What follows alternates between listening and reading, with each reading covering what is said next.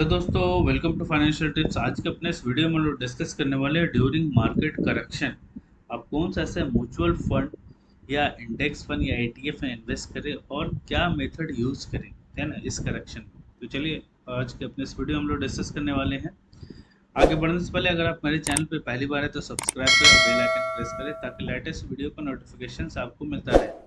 Last video में हम लोगों ने डिस्कस किया था कि टॉप 20 सेक्टर लीडर कौन से ऐसे स्टॉक्स है जिसमें आपको इन्वेस्ट करना चाहिए during market correction in SIP। ठीक है ना, थोड़ा थोड़ा करके हम लोग खरीदते रहेंगे जो कि इंडिया के टॉप 20 सेक्टर की कंपनीज है उसमें आप इन्वेस्ट करें। तो यहाँ पे उस रिलेटेड स्टॉक्स को आप जाके देख सकते हैं इस वीडियो में जाके। तो आज के वीडियो में हम लोग डिस्कस करेंगे ड्यूरिंग दिस मार्केट करेक्शन आप कौन कौन से ऐसे म्यूचुअल फंड या इंडेक्स फंड या फिर ETF में इन्वेस्ट करें। ठीक है, तो चलिए शुरू करते हैं अपने इस वीडियो को। तो सबसे पहले हम लोग देख लेते हैं निफ्टी 50 का चार्ट क्या बता रहा है। तो ये investing.in.com है, उसके वेबसाइट पे आ गए। यहाँ पर इसका चार्ट ओपन कर लिया निफ्टी 50 का। तो निफ्टी 50 का अगर हम चार्ट देखेंगे तो यहाँ पे देखिए ये 18,000 के बाद, मतलब कि ये देखें, अगर नीचे अगर आप डेट देखेंगे 5 अप्रैल को इसने 18,000 का रिकॉर्ड बनाने के बाद इसमें जो गिरावट आया है, लगातार ये गिरता ही जा रहा है, फिर ऊपर थोड़ा चलता है फिर नीचे गिर जाता है। ठीक है, तो यहाँ पे अभी देखिए यहाँ से रिवर्सल जो लिया है 700 का हो गया 782, 15,800 मान लीजिए मोटा मोटी। ठीक है, 15,800 रिवर्सल लिया है और नेक्स्ट सपोर्ट जो इसका बन रहा है यहाँ पे लगभग 15,600 समथिंग के आसपास, 15,650 मान लीजिए। ठीक है, और नीचे जो सपोर्ट है ना, यहाँ सपोर्ट आपको इधर से मैच करेंगे तो यहाँ से आप देख सकते हैं इसका अभी एक सपोर्ट यहाँ बन रहा है। तो हम लोग क्या करेंगे, अगर मार्केट में और भी गिरावट आया या फिर जो हमने फॉर्मूला बना रखा था रूल 1 2 3, या फिर उसको ऐसे समझ लिया मार्केट अगर 3 दिन लगातार गिरे या फिर 5 डेज लगातार गिरे या फिर 7 डेज लगातार गिरे, तो जो भी मेथड हम लोगों ने बना रखा था वही मेथड को हम लोग फॉलो करेंगे। ठीक है ना, आप अच्छे क्वालिटी के म्यूचुअल फंड्स को या इंडेक्स फंड को हम सेलेक्ट करेंगे। लाइक आप लार्ज कैप कैटेगरी में कुछ अच्छे म्यूचुअल फंड ले लें। ठीक है, और फिर then large and mid cap category में देखिए इसमें क्या खास बात है कि लार्ज कैप कैटेगरी में इन्वेस्ट इन टॉप 100 स्टॉक्स। ठीक है ना, और मिड कैप कैटेगरी में आप देखें इन्वेस्ट इन नेक्स्ट 150 स्टॉक्स हो जाता है। स्मॉल कैप 250 स्टॉक्स हो जाता है। तो स्मॉल कैप ऐसे भी मैं अवॉइड करता हूँ, किसी को मैं सजेस्ट करता भी नहीं। उससे बेटर है कि large and mid cap category आप सेलेक्ट करें। ठीक है ना, जिसमें फंड मैनेजर के पास ज़्यादा ऑप्शन होता है कि 250 स्टॉक्स में से अपना पोर्टफोलियो बनाएगा। ठीक है ना, तो एक लार्ज कैप कैटेगरी, फिर देन एक large and mid cap category, और फिर देन एक मल्टी कैप कैटेगरी जिसको फ्लेक्सी कैप फंड भी कह सकते हैं, है ना। इसका न्यू नाम हो गया फ्लेक्सी कैप फंड। तो इसमें फंड मैनेजर के पास जो ऑप्शन रहता है वो ये तीनों ऑप्शन हो जाता है, टॉप 100, टॉप 150 एंड और टॉप 250 स्टॉक्स, मतलब टोटल 500 स्टॉक्स का ऑप्शन रहता है। उसमें जो भी बेस्ट क्वालिटी के स्टॉक्स रहते हैं वो अपने पोर्टफोलियो में ऐड कर लेते हैं। तो इस तरीके से ये 3 कैटेगरी को आप सेलेक्ट कर सकते हैं, large cap, large and mid cap category, and then flexi cap fund जिसको पहले मल्टी कैप बोलते थे। अब लार्ज कैप कैटेगरी में कौन सा अच्छा म्यूचुअल फंड है जिसको हम सेलेक्ट करेंगे। ठीक है, तो लार्ज कैप कैटेगरी को अगर आप यहाँ पे क्लिक करेंगे, ये ईटी मनी का वेबसाइट है। ईटी मनी के वेबसाइट पे आप जाएंगे म्यूचुअल फंड में, जैसे आप इनिशियल में चले जाइए। यहाँ पे आपको ऑप्शन दे रहा है, यहाँ पे एक्सप्लोर म्यूचुअल फंड में हम गए थे। ठीक है ना, एक्सप्लोर म्यूचुअल फंड में गए तो नीचे आप आ जाएंगे तो इस तरीके से आप देखेंगे यहाँ पे। ठीक है, तो यहाँ पे एक्सप्लोर करने के बाद इस तरीके से आपको large cap, mid cap, small cap and large mid cap, multi cap, focus, value oriented and international mutual fund. फिर नीचे आप देखें ELSS, अगर टैक्स सेविंग के अकॉर्डिंग आपको इन्वेस्ट करना है तो ELSS is best mutual fund, इसमें भी आप इन्वेस्ट कर सकते हैं। ठीक है, तो यहाँ पे हम जैसे लार्ज कैप कैटेगरी में कुछ अच्छी कंपनी को सेलेक्ट करना है तो यहाँ पे देखेंगे हम लोग जिसका कि रिटर्न अच्छा हो और एक्सपेंस रेशियो कम हो। ठीक है, एक्सपेंस रेशियो क्या होता है, आपको फंड के आप जो म्यूचुअल फंड में इन्वेस्ट करते हैं उस फंड को मैनेज करने के लिए तो कंपनी जो है फंड मैनेजर को जो चार्ज लेती है, जैसे समझ फंड मैनेजर आपसे चार्ज ले रहा है in terms of expense ratio आपके फंड को मैनेज करने के लिए। तो यहाँ पे आप देखें टॉप 3 कंपनी से कोई भी एक कंपनी हम सेलेक्ट कर लेंगे जिसका कि रिटर्न ज़्यादा हो और एक्सपेंस रेशियो कम हो। जैसे Canara Robeco blue chip fund. ठीक है, यहाँ पर रिटर्न जो है आपको दिखा है 15.49% पर एनएम, और एक्सपेंस रेशियो वेरी मिनिमम 0.35, ठीक है ना। और फिर then Kotak blue chip fund आप देख सकते हैं, इसका लेकिन एक्सपेंस रेशियो ज़्यादा है तो इसे हम अवॉइड करेंगे। और यहाँ पे एक्सेस ब्लू चिप फंड है 0.47 है, ठीक है ना, और रिटर्न इसका 12.64 पर एनएम दिखा रहा है, ठीक है। तो इन तीनों में से कोई भी एक फंड सेलेक्ट कर लेंगे, ओके। फिर उसके बाद देखें large and mid cap category का हम अगर देखेंगे तो large and mid cap category में यहाँ पे देखें कंसिस्टेंसी इसका ज़बरदस्त है, एक्सिस ग्रोथ अपॉर्चुनिटी फंड का, और एक्सपेंस रेशियो 0.5 है, क्योंकि ये 3 साल पुराना ही फंड है इसलिए यहाँ पे रिटर्न शो नहीं कर रहा है। और quant large and mid cap category fund, ठीक है ना, 1 ईयर पर एनएम दिखा रहा है आपको। और Edelweiss large and mid cap category, ठीक है, जिसका एक्सपेंस रेशियो कम हो और रिटर्न ज़्यादा हो, वैसे फंड को हम सेलेक्ट करेंगे, ओके। फिर देन उसके बाद अगर हम बात करें फ्लेक्सी कैप फंड, है ना, मल्टी कैप फंड की बात करें तो मल्टी कैप में आप अगर आप देखें तो यहाँ पे दिखा रहा है आपको क्वांट एक्टिव फंड, ठीक है, जिसका कि एक्सपेंस रेशियो आप यहाँ पे देख सकते हैं, इसको पूरा डिटेल नहीं खोलेंगे, आप यहाँ से देख सकते हैं क्वांट एक्टिव फंड, फिर then PGIM flexi cap fund, and then Parag Parikh flexi cap fund. इसमें से कुछ फंड को आप यहाँ से सेलेक्ट कर लें, ठीक है। मान लीजिए आप पराग पारिक में ऑलवेज बताता हूँ अपने वीडियोस में कि ये फंड बहुत अच्छा है, ठीक है ना, इसमें भी इन्वेस्ट कर सकते हैं। पराग पारिक फंड पिछले 3 साल से मैं एडवाइस कर रहा हूँ, ठीक है। उसके बाद फिर दिन अगर लार्ज कैप कैटेगरी में चले जाएंगे तो लार्ज कैप कैटेगरी में आप ले लें यहाँ से कैनेरा रोबेको को ले लें, ठीक है। और उसके बाद large and mid cap category में ले लें तो इसमें जो आपका आ रहा था टॉप पे उस फंड को ले लें और फिर कंपेयर करेंगे हम लोग, इससे ले लिया, ठीक है, कंपेयर कीजिए। कंपेयर करेंगे तो यहाँ पर आप देखेंगे फंड साइज आप यहाँ पे इस तरीके से देख सकते हैं, ठीक है। PGIM flexi cap fund 2 fund इसलिए मैंने लिया कि बीच में पराग पारिक में न तो एसआईपी का ऑप्शन दे रहा था न लमसम का ऑप्शन दे रहा था, फिर से दोबारा आ गया है। तो उस बीच में सजेस्ट कर रहा था कि आप पीजीआईएम में इन्वेस्ट करें, PGIM India flexi cap fund, इसका भी रिटर्न अच्छा खासा बन रहा है, ठीक है ना, और एक्सपेंस रेशियो भी कम है। और फिर इसके रिटर्न की अगर हम बात करेंगे तो यहाँ पे जो भी रिटर्न देखेंगे 1 साल भी क्या वो उससे उतना ज़्यादा मतलब नहीं है, लेकिन लास्ट 3 ईयर और 5 ईयर में इसने कितना रिटर्न दिया है वो ज़्यादा इंपॉर्टेंट है, क्योंकि म्यूचुअल फंड में हम जब भी इन्वेस्ट करेंगे for a period of long term like 5 year 10 years, है ना, और उसमें इन्वेस्टेड रहेंगे। एसआईपी करने के बाद उसमें कुछ एसआईपी आप 5 साल या 10 साल एसआईपी करें फिर उसे स्टॉप करें और उसमें इन्वेस्टेड रहें, ठीक है। तो यहाँ पे अगर आप रिटर्न की बात करेंगे तो लास्ट 1 ईयर का रिटर्न 7.45, 11.65, 5.91, 9.03, ठीक है।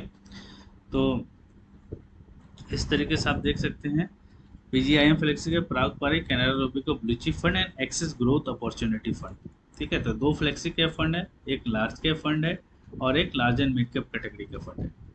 फिर देन इसकी बात करेंगे 3 ईयर रिटर्न का 22.87, 23.49, है ना, ये दोनों फ्लेक्सी कैप फंड, ये ब्लू चिप फंड का है Canara Robeco blue chip fund, and Axis growth opportunity fund का 21.54 सर।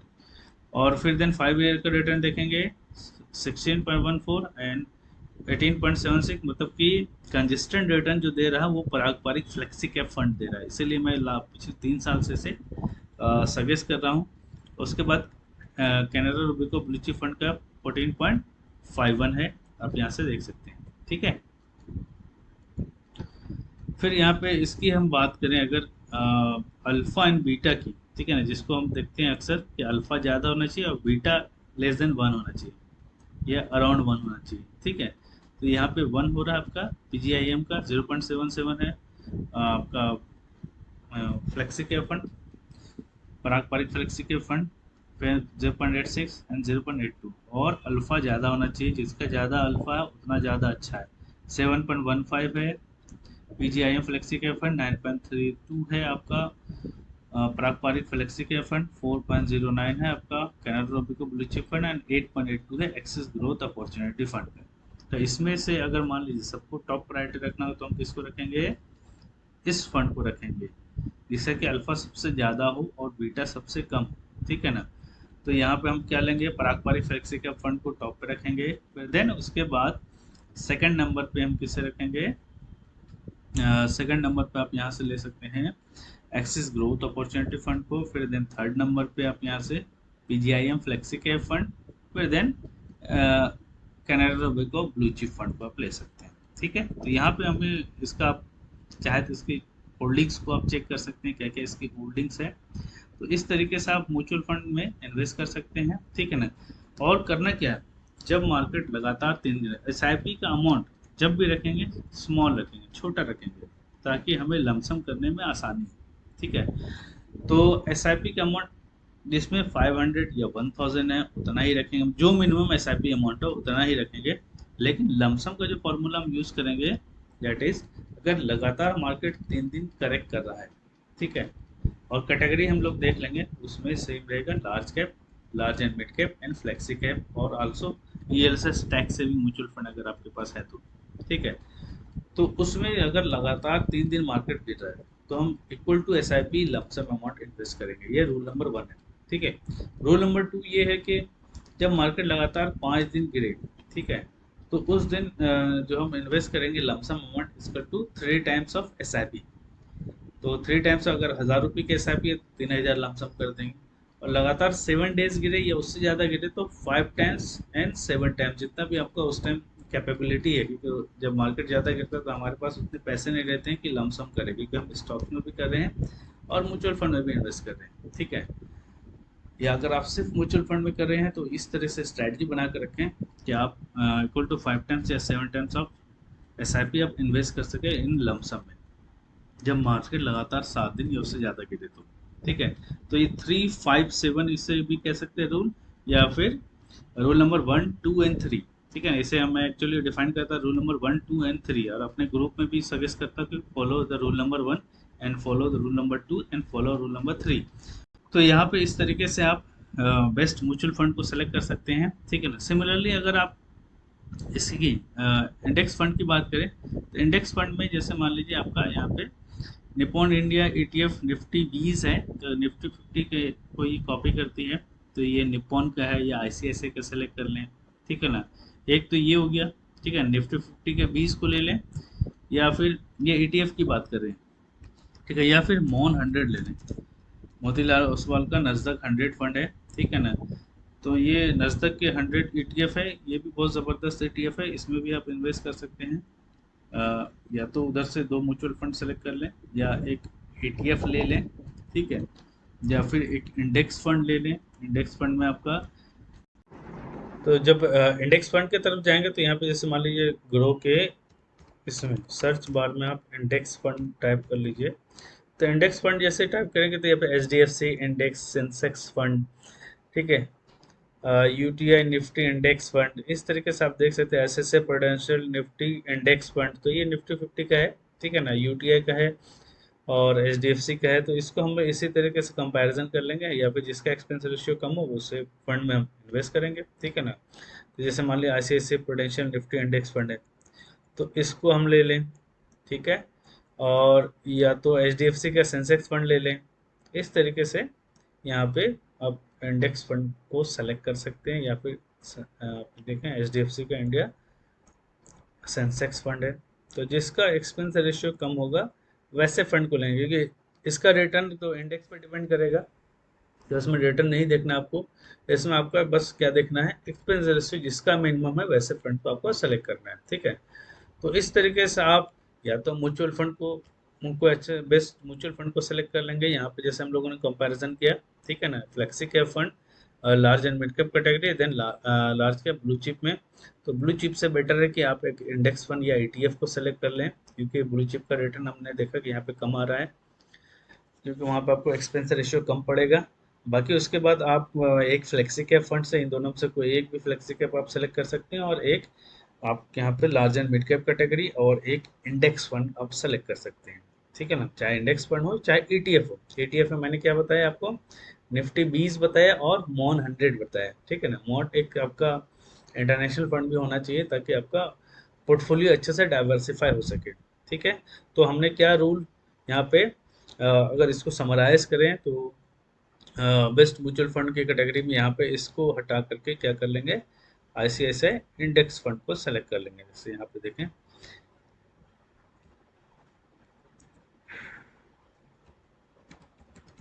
फाइनेंशियल निफ्टी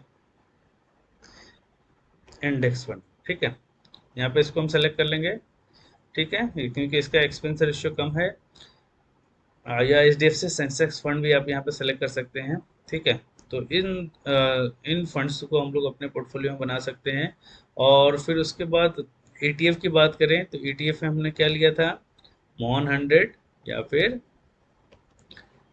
मॉन 100 ईटीएफ, ठीक है। एक तो मॉन 100 ईटीएफ लिया था, फिर उसके बाद निफ्टी 20 लिया था। निफ्टी 20 लें या फिर अगर आप इन्हें ऐसे पोटेंशियल निफ्टी इंडेक्स फंड लिया तो वो दैट इज इनफ, या फिर मॉन 100 आपको लेना ही लेना है, ठीक है। उसके बाद इन दोनों में से एक फंड लेना है आपको फ्लेक्सी कैप में, एक large and mid cap category, एक ब्लू चिप और एक मॉन 100, ठीक है। तो इसमें इन्वेस्ट कैसे करेंगे ड्यूरिंग दिस मार्केट करेक्शन, हम लोग रूल नंबर 1 2 3 या फिर 3 5 7 जो बताया, 3 दिन मार्केट लगातार गिरे तो 3, 5 दिन लगातार मार्केट गिरे तो 5, एंड 7 डेज मार्केट लगातार गए तो 7, इसलिए 3 5 7 बोले, ठीक है ना। तो उसमें क्या करना है, lump sum amount equal to SIP 3 days में, और 5 डेज में equal to 3 times of SIP, and 7 days में इक्वल टू आपका 5 to 7 टाइम्स ऑफ SIP, ठीक है ना। और SIP का अमाउंट कम से कम हम रखेंगे। तो चलिए इस तरीके से आप अपने पोर्टफोलियो में क्या होगा कि जब उसकी NAV गिरी रहेगी तो आपको यूनिट्स ज़्यादा अलॉट होंगे। और इन द लॉन्ग टर्म, अगर आप लॉन्ग टर्म इन्वेस्टर हैं, आपका investment horizon more than 10 years 15 years है, तो आपको यहाँ से अच्छा खासा कंपाउंडिंग होता हुआ इफेक्ट दिखेगा, आपको रिटर्न ज़्यादा बन के आएगा, ठीक है। तो चलिए आज के लिए इतना ही, मिलते हैं अपने नेक्स्ट वीडियो में। Thanks for watching financial tips. Video पसंद आए तो लाइक करें, सब्सक्राइब करें और ज़्यादा से ज़्यादा अपने दोस्तों के बीच शेयर करें।